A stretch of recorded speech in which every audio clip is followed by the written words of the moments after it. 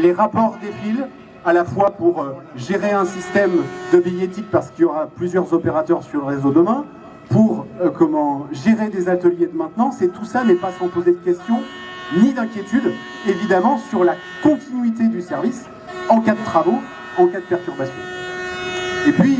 l'ouverture à la concurrence, on le sait, quand on sait regarder ce qui se passe ailleurs, et notamment chez nos voisins européens, eh bien, c'est des inquiétudes très fortes quant à l'avenir du service ferroviaire régional. Ce matin, on nous présentait, on va dire, la part belle de l'ouverture à la concurrence, avec des chiffres qui sont assez saisissants, une offre supplémentaire de 50%, etc., etc. Mais en réalité, on le voit bien, à partir du moment où on inclut des logiques marchandes, des logiques de marchandisation dans un service public, eh bien on a des stratégies commerciales qui sont extrêmement agressives et qui peuvent en cascade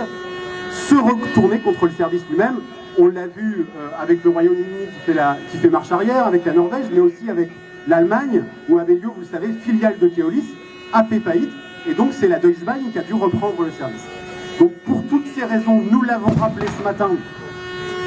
nous nous sommes opposés fermement à l'ouverture à la concurrence, et nous allons continuer demain dans l'hémicycle et avec vous sur le terrain à nous mobiliser pour un autre service public ferroviaire, pour que demain nous puissions enfin parler des vrais sujets. Les vrais sujets, c'est bien sûr la réouverture des guichets et des haltes qui ont été fermés au cours des dernières années. Là, les vrais sujets, c'est évidemment la manière dont on investit demain sur le réseau ferroviaire, sur les infrastructures, parce que quand Hervé Morin annonce un grand plan Marshall pour le rail, quand on regarde dans le détail, en réalité, les investissements sur les infrastructures sont extrêmement faibles, principalement pour de la maintenance et de l'entretien et de la mise à niveau. On va continuer aussi à se mobiliser